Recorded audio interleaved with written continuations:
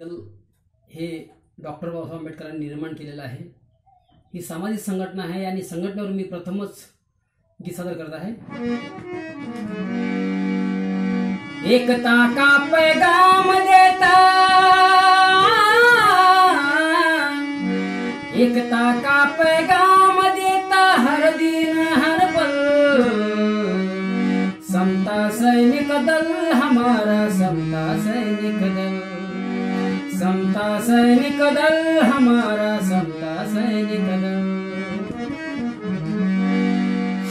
जो भी आए अपना बनाए, सबको गले लगाए, मानवता का संदेश देकर सोती कौम जगाए। जो भी आए निकलता है समस्या का हल, जो भी आए निकलता है समस्या का हल, समता सैनिक दल हमारा समता सैनिक दल, समता सैनिक दल हमारा समता सैनिक दल। जातिवाद को दिल से मिटाए, सच्चाई की राह दिखाए, जात धर्म का भेद नहीं है सबका साथ निभाए। सपना भीम का पूरा करेंगे, सपना भीम का पूरा करेंगे, आज नहीं तो कल, समता सैनिक दल हमारा समता सैनिक दल, समता सैनिक दल हमारा समता सैनिक दल।